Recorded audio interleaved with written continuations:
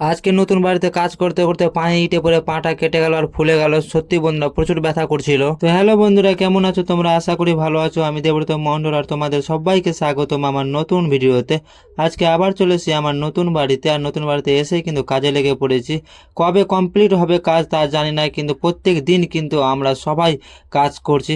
আমি, বাবা আর ভাই কাজ করে যাচ্ছে। দেখতেই পাচ্ছ ভিডিওতে আমার বাবা ওইদিকে ইট লাগাচ্ছে আর আমার ভাই কিন্তু ইটগুলো ধরিয়ে দিচ্ছিল। আর সামনে দেখতে পাচ্ছ এখানে একটা দেওয়াল হচ্ছে, আর ওই কলমটা দেখতে পাচ্ছ, আর মাঝখানে এইদিকে একটা দেওয়াল দেখতে পাচ্ছ। এটা বাড়ির গেট হবে, মেন গেট হবে।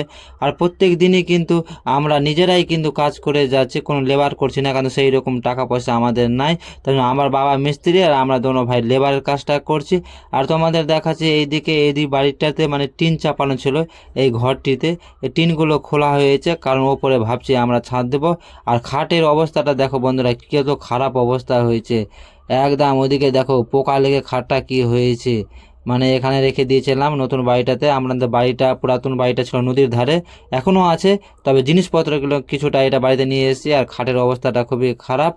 আর যত তাড়াতাড়ি সম্ভব কিন্তু আমাদের এই বাড়িটা কমপ্লিট করতে হবে, না তো বর্ষাকাল শুরু হয়ে যাবে। আর বর্ষাকাল শুরু হলে কিন্তু পরিস্থিতিটা আরও খারাপ হয়ে যাবে, কারণ ওই বাড়িটা কিন্তু নদীর কিনারতেই রয়েছে।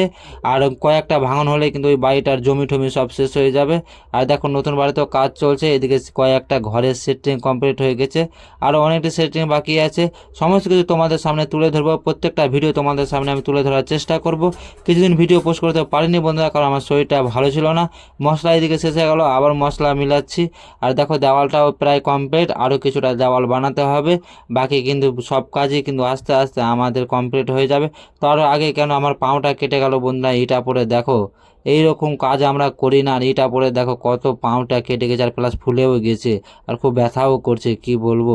ছেলেদের এইরকম টুকটাক মানে কাটাকাটি হতেই থাকে, কিছু করার নেই, সব ভেবে লাভ নেই। আমি খুব তাড়াতাড়ি মশলাগুলো মিলাতে শুরু করলাম। আর মশলা মিলাতে কিন্তু আমাকে ভালোই লাগছিল, কিন্তু পায়ে কেটেছে সেখানেই কিন্তু একটু খুব ব্যথা করছিল। কিছু করার নেই বন্ধুরা, ছেলে হয়ে জন্ম হয়েছে, খাটতে হবেই। যা আমাকে যেভাবেই খাটতে হোক, কিন্তু খাটতে হবে। যারা ছেলেরা ভিডিওটা দেখছো অবশ্যই একবারটা কমেন্ট করে যেও।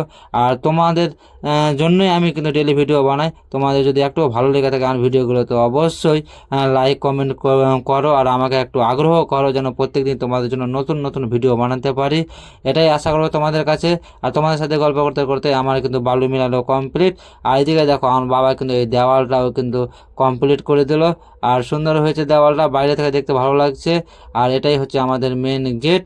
আর ওইদিকে কিছুটা ইট লাগাচ্ছে, আমার ভাই মশলা ধরে আছে। আমার ভাই দেখো, আমার বাবাটা কত ওপরে চড়ে আছে, কোনো সেফটি নিয়ে, মানে কোনো সেফটি নেই, আর কি বলবো। আর দেখতে পাচ্ছ এদিকে এই দেওয়ালটাও কমপ্লিট, আর এদিকে এই দেওয়ালটাও কমপ্লিট। আর এখানে কিন্তু একটা সিন্নার টাঁঠি লাগিয়ে দিলাম, কারণ এখন মেন গেটের কোনো ব্যবস্থা নেই, ছোট গেট বানানো আছে। এই গেটটা আপাতত আমরা বন্ধ করে পুরাতন বাড়ি চলে যাই।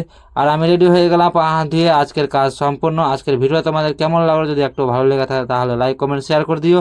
আর এইরকম ভিডিও দেখার জন্য অবশ্যই চ্যানেলটা সাবস্ক্রাইব করে রাখো।